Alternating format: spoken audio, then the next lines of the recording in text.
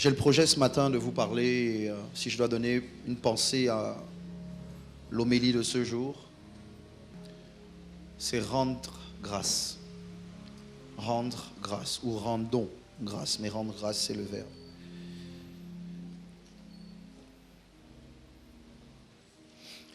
Je veux redire ce que j'ai dit au premier culte, au moins en introduction, et ensuite vous parler selon la direction que l'Esprit me donne ce matin. Si à la fin du culte, vous avez oublié tout ce que j'ai dit, je veux que vous reteniez que Dieu veut que vous rendiez grâce. C'est un culte d'action de grâce. C'est vrai qu'on a vécu 2-3 semaines intenses. C'est un culte d'action de grâce.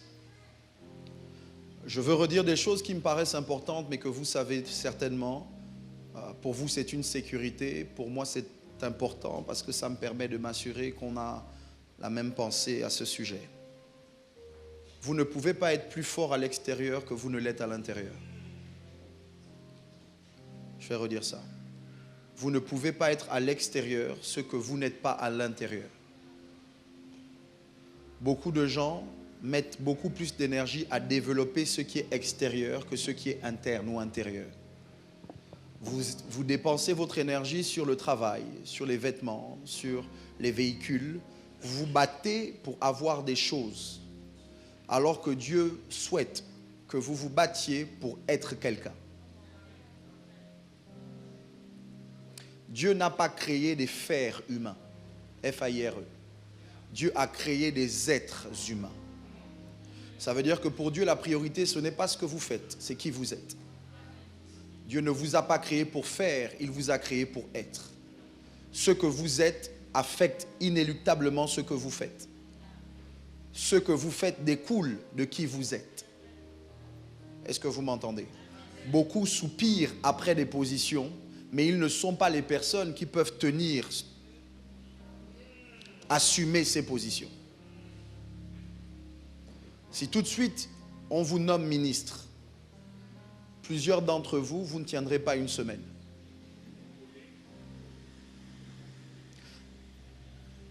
Le positionnement révélera votre impotence, votre incapacité, votre incompétence.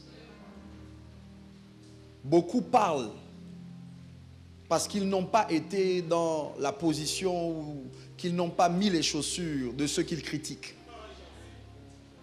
Quand nous étions plus jeunes et que nous étions enfants, les enfants de nos parents, nous critiquions l'éducation de nos parents parce que nous n'avions pas d'enfants.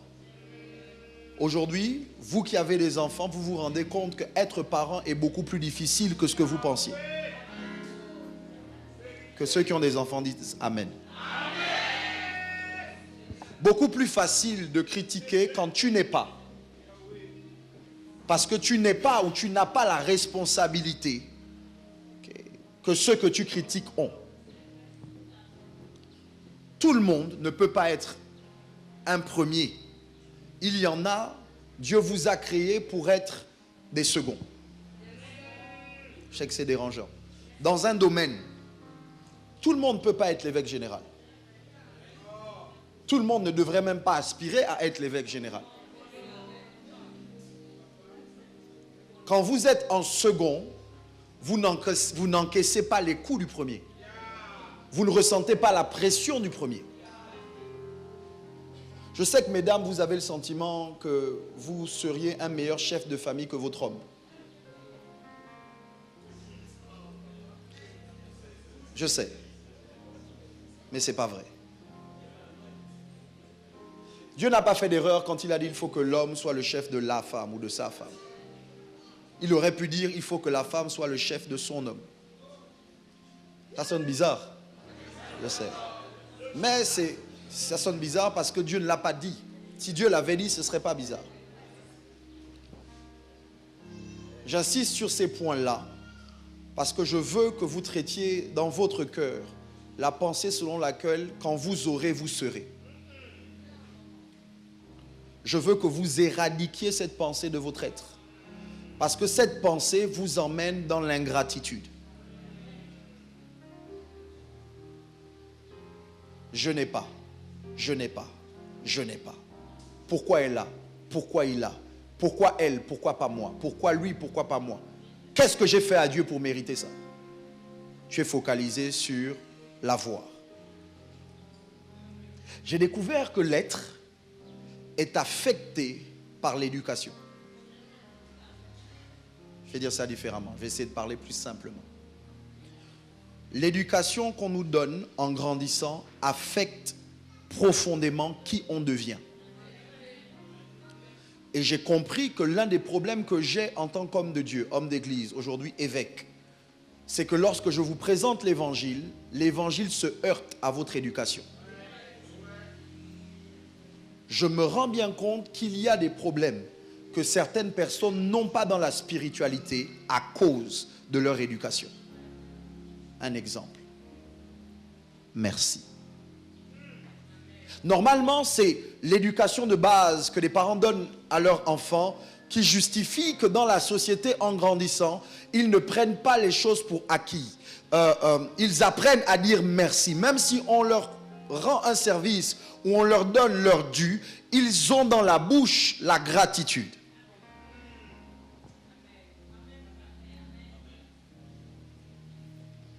Normalement, c'est quand tu grandis que lorsque tu as faim et que tu dis à ta mère ou à ton père, papa, maman, je veux, le parent doit te dire, on dit s'il te plaît. Qui a eu des parents comme ça, ou qui a eu la grâce d'avoir des parents qui leur ont inculqué les bonnes manières? On dit s'il te plaît. Je sais que certains, vous n'arrivez plus à dire ce mot, mais on va s'entraîner. 1, 2, 3, dis s'il te plaît. Regarde quelqu'un, dis-lui s'il te plaît. S'il te plaît.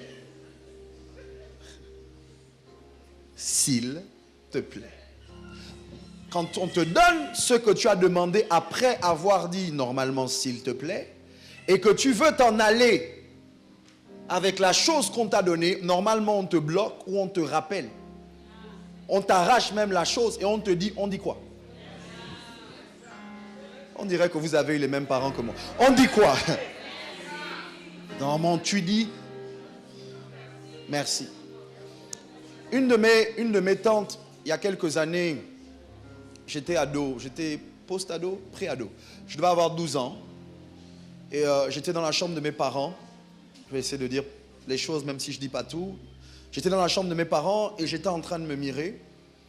Parce que très tôt, j'ai eu conscience du fait que je savais m'habiller. Tout seul. Donc j'étais devant le miroir et j'étais en train de regarder le chef-d'œuvre que j'avais concocté moi-même. Pendant que je suis là en train de me regarder, ma tante arrive dans la chambre et me regarde devant le miroir. Elle dit, Michel, tu es beau. Je me suis retourné, j'ai dit, je sais. Authentique, histoire vraie. Ma tante a pété un câble. Ma tante m'a dit, tu es impoli, on ne dit pas ça. Comment on te dit, tu es beau, et puis tu dis, tu sais. On dit. Et j'étais jeune, j'ai trouvé ça bizarre. Je me suis dit, mais si tu me dis quelque chose que je sais déjà. En fait, mais j'ai découvert que, plus tard, j'ai réalisé que c'était de la bienséance. Et que savoir dire merci ne veut pas dire qu'on t'informe sur quelque chose, mais qu'on te dit peut-être ce que tu sais déjà. Mais le fait que quelqu'un prenne son temps pour te le dire. Parfois, tu ne dis pas merci pour le compliment, mais tu dis merci parce que la personne l'a remarqué. Ou tu dis merci parce que la personne a pris de son temps pour te le dire. Donc, en réalité, la gratitude vient du regard que tu as sur toi, que tu as sur les autres, mais aussi et surtout que tu as sur Dieu. Ces deux textes que j'ai lus avec vous, sur lesquels je veux m'appuyer courtement pour vous parler, disent des choses qui semblent similaires, mais qui ne le sont pas. Premièrement, je veux attirer votre attention qu'autour de la phrase « Rendez grâce à Dieu en toutes choses » ou « Rendez grâce à Dieu pour toutes choses », vous verrez un champ lexical qui implique les humains et pas seulement les esprits. Quand vous rendez grâce à Dieu, vous rendez grâce à un être invisible. Mais autour, on vous dit, ne vous enivrez pas de vin. Après, on te dit qu'il faut avoir de bons rapports avec les gens.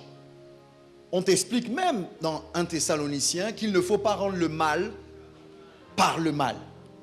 On te dit, sois toujours joyeux. Il y a beaucoup de choses qui sont dites et puis au milieu de tout ça, l'apôtre Paul dit, rendez grâce à Dieu. Que quelqu'un dise merci. J'ai dit au premier culte ceci et je le redis.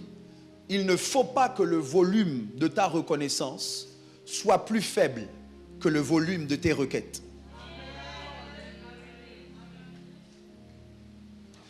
Tu ne peux pas dire plus fort, j'ai besoin d'eux, donne-moi.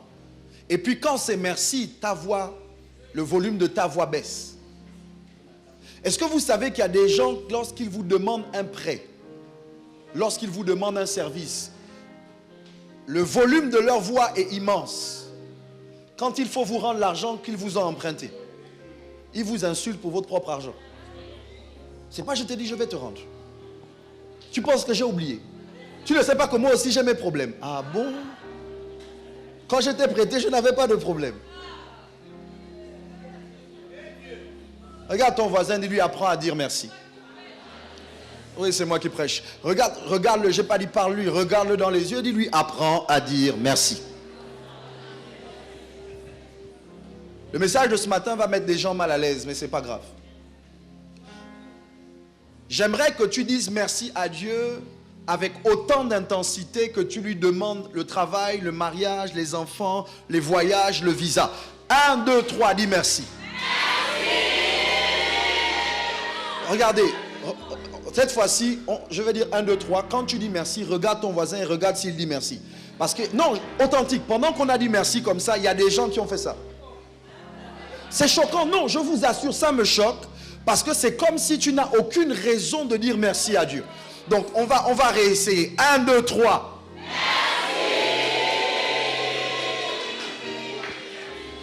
Merci. Mais, tonton Christian, regarde. Que tu sois introverti ou extraverti, tu dois savoir dire merci. 1, 2, 3. Merci.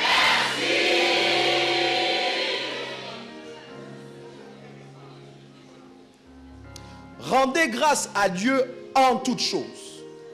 Normalement, on doit dire merci à Dieu, je commence, pour la vie. Pour ceux qui suivent les faits divers, vous savez qu'au PK8, il y a eu un accident, un éboulement de terre où il y a, je crois, 8 personnes d'une même famille qui sont décédées le même jour. On dit qu'ils sont 13, sur les 13, il y a 8 qui sont morts. Parmi les 8, il y avait des enfants qui certainement étaient innocents, n'avaient rien fait de mal, si ce n'est peut-être un mensonge à gauche et à droite, en tout cas pas pire que ce que tu as fait. Mais en réalité, ils sont partis. Qu'est-ce que ça veut dire? Ça veut dire la vie ne répond pas au mérite. Vous allez vous rendre compte que parfois, les plus méchants vivent plus longtemps que les plus gentils. Que parfois, les meilleurs partent plus vite. Et que les vrais diables restent plus longtemps. C'est bizarre parce que finalement, on achète la vie nulle part. Donc j'aimerais que quelqu'un qui a le souffle de vie dans ses poumons prenne 30 secondes et dise merci à Dieu pour la vie. Le merci de ton voisin me dérange. Le merci de ta voisine me dérange. Si ce matin tu t'es réveillé et que tu es encore en vie, si aujourd'hui tu n'as pas eu d'accident en venant à l'église, si tu n'as pas eu de mauvaises nouvelles en te levant le matin, si tu t'es rendu compte que ton père, ton frère, ta soeur, ton cousin, ta cousine, tes enfants sont encore là, j'aimerais que tu prennes 30 secondes pour dire merci à Dieu. Que quelqu'un m'aide à faire preuve de gratitude ce matin.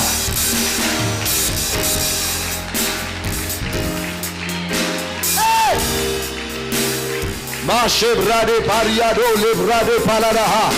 Masque pariado chabrade pariada. Le bradi. Encore 10 secondes.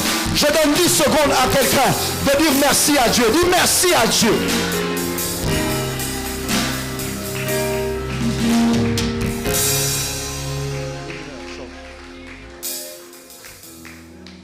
Yeah.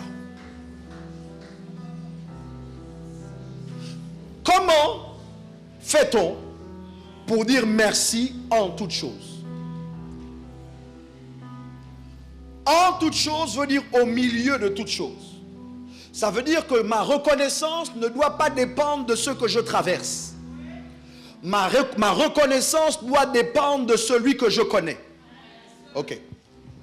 Quand je marche dans la vallée de l'ombre de la mort, je ne crains aucun mal, pas parce que la vallée ne me fait pas peur, pas parce qu'il n'y a pas d'ombre de mort, mais parce que tu es avec moi. Comment tu fais pour dire merci à Dieu dans l'abondance comme dans la disette? Parce que ton merci ne dépend pas de ce que tu vis. Ton merci dépend de celui avec qui tu le vis. Ça veut dire qu'en réalité, tu ne dis pas merci parce que la situation ne te fait pas peur. Tu dis merci parce que tu le connais. Oh, que Dieu m'aide. En pleine promotion, merci Seigneur. En plein licenciement, merci Seigneur. Pourquoi? Parce que tu connais le Dieu auquel tu appartiens. Et tu crois que s'il permet que tu traverses quelque chose, c'est que cette chose n'a pas le pouvoir de te tuer. C'est que tu sais que cette chose n'a pas le pouvoir de t'enterrer. La Bible dit aucune tentation ne vous est survenue qui n'ait été humaine. Et lorsque vous êtes tenté, Dieu ne permet pas que vous soyez tenté au-delà de vos... Mais parce qu'il est fidèle et juste, il a prévu pour vous le moyen d'en sortir. Qu'est-ce que tu dis, évêque? Je dis que ce que tu traverses n'est pas plus fort que toi. Aide-moi à parler à quelqu'un à côté de toi. Dis-lui, ce que tu traverses n'est pas plus fort que toi.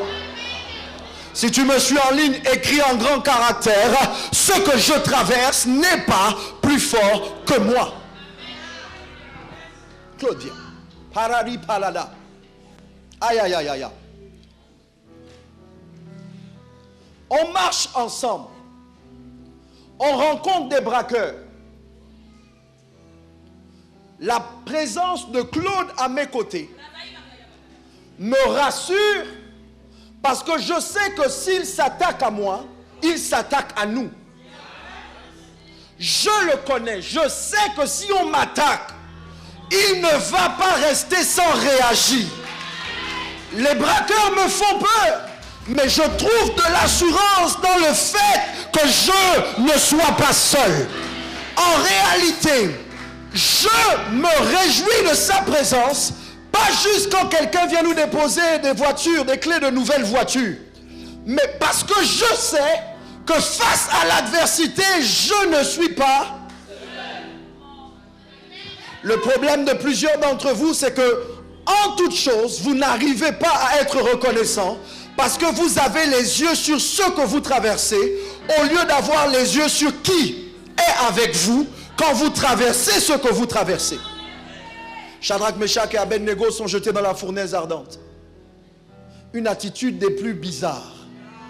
Ô roi, on te respecte. Tu es grand. Vis éternellement. Mais cette statue, nous ne l'adorerons pas.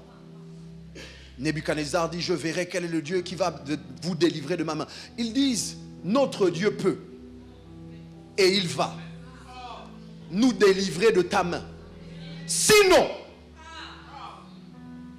même s'il ne le fait pas, nous ne nous prosternerons pas pour adorer cette statue. Oh, vous ne m'entendez pas. Les braqueurs arrivent. Claude et moi, on se défend. Si on nous tue, on est morts ensemble. Claude ne laissera pas qu'il me tape et qu'il me tue. On mourra ensemble. Non, écoutez, c'est majeur ce que je vous dis. Pas parce que on est fort, pas parce que, mais parce que je le connais. Je le connais. Oh, Librade Paha. Je le connais. Je ne suis jamais seul. Le licenciement, je ne le traverse pas seul. La maladie, je ne la traverse pas seul. Le deuil, je ne le traverse pas seul. Dieu est avec moi au milieu de la fournaise. Et soit on vit tous les deux, soit on meurt tous les deux. J'aimerais que tu partes à ta place. J'aimerais dire à quelqu'un que soit Dieu te préserve, soit il va dans la tombe avec toi.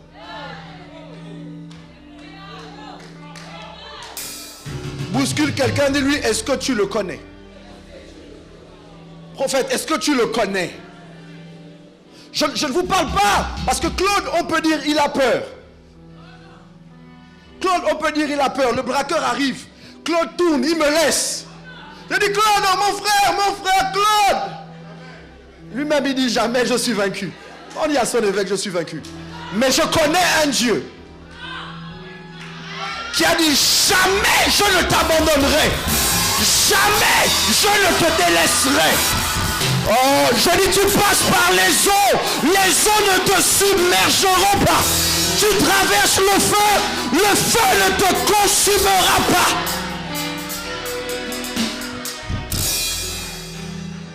Jamais. Quand un homme te dit jamais, oh, tu seras, jamais je ne te quitterai, toi et moi c'est pour la vie. Oh, je t'aime jusqu'à mourir. Et puis quand le moment de mourir vient, il ne meurt pas. Mais je connais quelqu'un qui t'a aimé avant que tu ne l'aimes. Et son amour, il l'a prouvé à la croix en mourant pour toi. Il n'a pas dit, oh là là là là là là là là, il est mort pour toi. Bouscule quelqu'un, dis-lui, je le connais, je le connais. Je le connais, je le connais. Je le connais, je le connais. Je le connais, je ne connais peut-être pas mon patron. Je ne sais pas peut-être ce que l'entreprise va décider. Je ne sais pas peut-être ce que le gouvernement va décider. Je ne sais pas ce que le scientifique pourra faire. Pendant qu'on m'amène à l'hôpital et qu'on me dit on doit m'opérer, je ne fais pas confiance aux gens qui sont là. Je ne fais pas confiance parce que c'est bizarre, c'est compliqué. Je ne connais pas le docteur, ce n'est pas mon parent. Je n'ai aucune garantie que quand ils vont m'endormir, ils ne vont rien enlever qu'ils n'auraient pas dû enlever ou rien mettre qu'ils n'auraient pas dû mettre. Mais je sais que l'ange de l'Éternel campe autour de ceux qui le craignent et les arrache au danger. Je sais que quand moi je dors, j'ai un Dieu qui ne sommeille ni ne dort. Je sais que quand moi je dors, j'ai un garde du corps qui veille. Son nom, c'est l'Éternel des armées.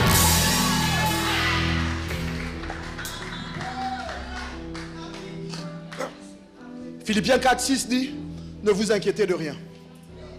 Mais en toute chose, faites connaître à Dieu vos besoins par des prières, des supplications et des actions de grâce. Comment on règle le problème de l'inquiétude?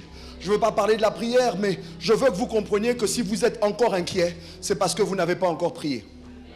Je ne parle pas de la prière où tu te plains. Je parle de la prière où tu dis à Dieu, Seigneur, voici mes besoins. Écoutez, la prière, ce n'est pas pour Dieu, la prière, c'est pour vous. Parce qu'avant même que vous n'ouvriez la bouche, Dieu sait ce que vous allez dire. Dieu connaît vos besoins avant même que vous ne les connaissiez. Mais quand Dieu te dit, parle-moi, c'est thérapeutique. Quand Dieu te dit, parle-moi, c'est pour toi-même. C'est parce qu'il veut que tu te décharges. Il veut que tu donnes tes besoins à Dieu. Il veut que tu lui donnes tes besoins. Donc, par exemple, cette semaine, tu as une échéance. Tu es conscient que tu as besoin d'un miracle. Tu as besoin que Dieu fasse quelque chose. Tu ne sais pas comment ça va se faire. Comment on prie? Éternel des armées, papa. Non, éternel des armées, parfois c'est long. Papa, papa. Cette semaine, j'ai besoin que tu fasses quelque chose pour moi.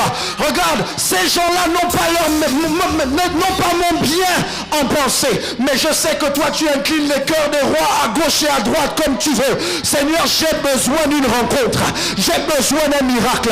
J'ai besoin que l'argent vienne pour payer cette facture. Et pendant que tu parles, à un moment, tu rentres dans les supplications. Yahweh, oh, je n'ai que toi. Seigneur, oh, si tu n'agis pas, comment je vais faire? Seigneur, ah là là là, tu as dit que tu es le défenseur des orphelins et que tu es le mari de la veuve. Seigneur, tu as dit que tu es mon père. Tu as dit que jamais tu ne m'abandonnerais.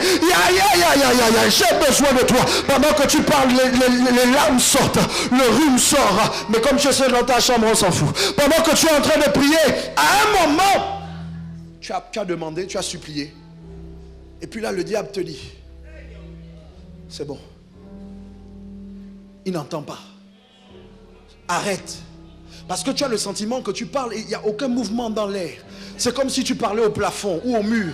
Il n'y a pas de présence, il n'y a pas de chaleur, il n'y a pas d'onction. Et là, tu pleures de plus belle. Et puis à un moment, tu te dis, mais pourquoi?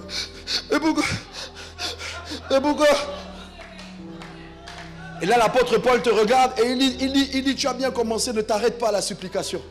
Ne t'arrête pas à la supplication, sinon tu vas ressortir avec l'inquiétude. Ne t'arrête pas à la supplication. Et là, tu entends le Saint-Esprit qui met un chant de louange dans ton cœur. Tu entends comment le Saint-Esprit t'emmène à dire merci. Et tu te dis, non, je ne veux pas dire merci.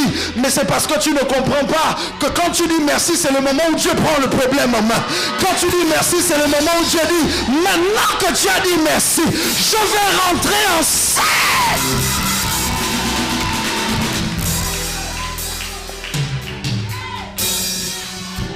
J'appelle Claude. Je dis à Claude, parce que je sais qu'il sait. Je dis, Claude, j'ai besoin d'aide pour un site. Parce que je sais que le gars, c'est une bombe, c'est une tête, c'est un génie. J'ai besoin d'aide pour un site. J'ai besoin que tu m'aides à faire ceci, cela. Et puis pendant qu'on parle, Claude n'a peut-être même pas encore répondu. Et puis je lui dis, merci.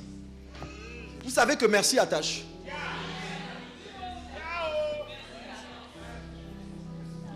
Tu appelles quelqu'un, tu dis vraiment, Tantine, là, il y a une facture d'école à payer. Je ne sais pas quels sont tes défis, mais je te dis déjà merci d'avance parce que je sais que tu vas régler le problème. Je t'aime, prends soin de toi. Dès que tu as l'argent, envoie simplement, ok, je vais aller directement payer l'école. Ok, bisous, bye bye, clac. Le fardeau n'est plus sur toi, c'est elle qui va essayer de te rappeler pour te dire, oh, je ne peux pas, tu ne décroches pas. Tu dis, Tantine, j'ai laissé le problème dans tes mains. Mais si tu peux faire ça avec un oncle, avec une tante, combien plus avec celui à qui appartient l'or et l'argent, celui qui est le créateur du ciel et de la terre. J'aimerais que pendant 60 secondes, quelqu'un présente ses besoins à Dieu et que tu termines avec merci. Ouvre ta bouche et prie, même si ton voisin ne prie pas. Même si ta voisine ne prie pas, vous n'avez pas les mêmes problèmes, vous n'avez pas les mêmes besoins, vous n'avez pas les mêmes défis. Que quelqu'un rentre dans un... Dans la bras des pailles et des bas. Aïe, aïe, aïe, aïe, aïe. Mais je t'apparia de sopra di palais de baha. Makali de Paris, de Separi, de Paris d'aha. Come on! Je donne encore 30 secondes à quelqu'un. Qu'est-ce que je dis? 15 secondes. My God, my God, my God. Merci, merci, merci. Lève tes mains et dis-lui merci. Prosterne-toi et dis-lui merci. Souris et dis-lui merci. Acclame et dis-lui merci. Rentre dans la gratitude. Comment? En toutes choses, merci. En toutes choses, merci. En toutes choses, merci. Dans l'abondance comme dans la disette, merci. Marié ou célibataire, merci. Où sont les gens qui sont... Oh, merci, merci, merci, merci, merci. Merci, merci, merci, merci, merci. Ah, merci, merci, merci, merci, merci. Ah, merci, merci, merci, merci, merci. Come on! Merci, merci, merci, merci, merci. Ya, ya, ya, merci, merci, merci, merci, merci. Merci, merci. Asseyez-vous 30 secondes, je termine. Aïe! Ça, c'est rendre grâce à Dieu en toutes choses. Au milieu du feu, merci. Au milieu de l'eau, merci. Dans la vallée de l'ombre de la mort, merci. Pourquoi? Parce que je le connais. Mais il y a un autre merci qui est beaucoup plus difficile. C'est merci pour toutes choses. En toutes choses, c'est au milieu de... Pour toutes choses, c'est parce que tu viens de recevoir quelque chose et tu dis merci. Et c'est ce merci qui n'est pas simple parce que c'est facile de dire merci. Si tout de suite, je vous signe un chèque d'1 million de francs CFA, quelle est votre réaction? Il y en a, je ne peux pas vous donner 1 million. Vos visages ne m'intéressent même pas un peu. Comment vous me traitez? C'est-à-dire, si hypothétiquement je te donne 1 million, c'est-à-dire que regarde comment tu fais. Merci. Ah, je ne te donne pas. Suivez. Oui, voilà, voilà. Là, vous suivez. Maintenant, suivez-moi. Juste parce que je veux que vous compreniez, la gratitude crée la multiplication. Quand vous dites merci, vous donnez envie à la personne qui vous a fait du bien de vous refaire du bien.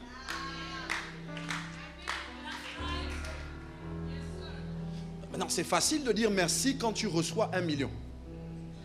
Mais quand 1 million ne répond pas à ton problème, parce que c'est 100 millions dont tu as besoin, et on te donne 1 million, tu veux dire merci, tu dis merci, mais tu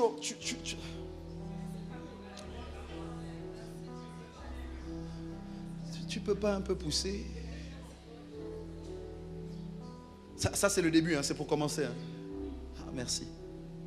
Jésus se retrouve devant une foule, plus de 5000 personnes. Il a 5 pains et 2 poissons. C'est rien comparé à la foule qu'il doit nourrir. Et Jésus fait ce que vous ne faites pas. Jésus prend les 5 pains et les 2 poissons, La Bible dit qu'il lève les yeux. Et puis il rend grâce. Merci. Je découvre qu'au moment où il dit merci, la suite, c'est qu'il coupe le pain et le pain se multiplie. Si tu es capable de dire merci à Dieu pour 10 000 quand tu as besoin de 100 000,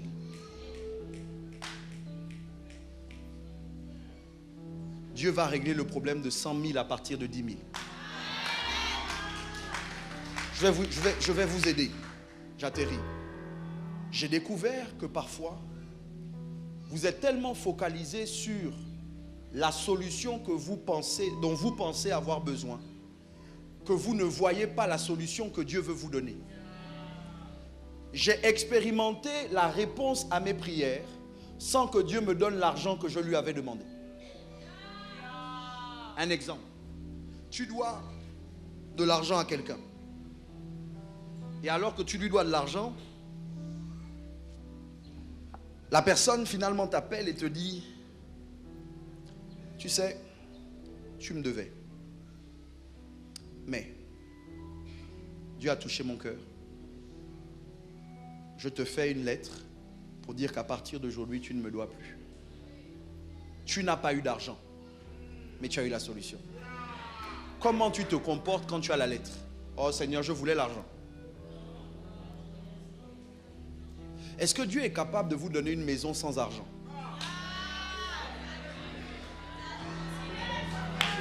Est-ce que Dieu est capable de vous donner un véhicule que vous n'achetez pas? Certains, vous voulez la promotion et Dieu vous change de travail. Parce que vous vous dites, non, mais c'est là où je dois être. Mais tu ne vois pas où Dieu veut t'emmener. Parce que tu es tellement au contrôle de tout. Rendre grâce à Dieu pour toutes choses, et je termine. Pour pouvoir dire merci à Dieu alors que tu viens d'avoir un verdict médical contraire à ce que tu espérais. Pour pouvoir dire merci à Dieu alors que tu viens d'apprendre une nouvelle qui te déchire le cœur. Ce n'est pas parce que tu es content de la nouvelle. Mais c'est parce que tu crois. Toutes choses concourent au bien de ceux qui aiment Dieu et de ceux qui sont appelés selon son dessein. Parfois, on ne dit pas merci au moment où on a la nouvelle. Mais si on ne trouve pas la force de se refixer sur Dieu pour dire, Seigneur, je te fais confiance. Je ne maîtrise pas tout. C'est douloureux, c'est difficile. Mais Seigneur, le diable ne me déshabillera pas de mon vêtement de gratitude. Mon cœur ne deviendra pas aigri. L'antidote à l'aigreur, c'est la gratitude. L'antidote à l'amertume, c'est la gratitude. 2 minutes. De toute façon, j'ai fini, je m'arrête là. Ça ne sert à rien que je dise plus. Voici ce que je vous demande de faire cette semaine. Premièrement, à partir de ce soir, au moins jusqu'à la fin de la semaine prochaine, donc de dimanche à dimanche, que Dieu soit la première personne à qui vous parliez et qu'il soit la dernière à qui vous parliez. Quand vous vous levez le matin, avant toute chose, dites-lui merci. Quand vous vous couchez le soir, après toute chose, dites-lui merci. Vous pouvez faire ça? Si vous le faites de manière récurrente, vous allez voir que vous allez avoir d'autres témoignages. Deuxième chose que je veux vous dire, c'est que le texte dit rendez grâce à Dieu. Éphésiens 4:6, Philippiens 4:6 plutôt dit avec des actions de grâce. Une action est différente juste d'un discours. Et c'est là où je m'arrête. Je vous demande durant la semaine d'identifier au moins 3 personnes, sinon une personne par jour, à qui vous allez dire merci. Vous avez dit merci à Dieu, dites merci à des humains. Des gens qui vous ont fait du bien. Des gens qui ont été là pour vous dans les moments difficiles. Dites-leur merci. Maintenant, comment vous dites merci? Il y a les mots, mais il y a aussi les actions. Envoyez des unités. Si c'est un parent, si c'est quelqu'un, allez rendre visite, passez du temps avec la personne. Parce que parfois, la personne ne veut pas juste votre présent, elle veut votre présence. On est là? Le plus important, ce n'est pas de dire merci comme vous sentez. Mais c'est que votre merci touche le cœur de la personne à qui vous dites merci. 3 à 7 personnes. Si c'est 3, c'est bien, c'est le minimum. Si c'est 7, c'est bien, c'est le maxi. Une personne par jour. Ça va prendre un message, ça va prendre un appel, ça va prendre un déplacement, ça va prendre un cadeau. Ce n'est pas parce que tu n'as pas d'argent que tu es ingrat. C'est parce que tu n'as pas de cœur. Ce n'est pas l'absence d'argent qui provoque la gratitude. C'est l'absence de cœur. Tu peux ne pas avoir d'argent et trouver d'autres moyens de manifester ta reconnaissance. Mais quand tu n'as pas de cœur, même avec l'argent, tu es mauvais. Levons-nous, s'il vous plaît.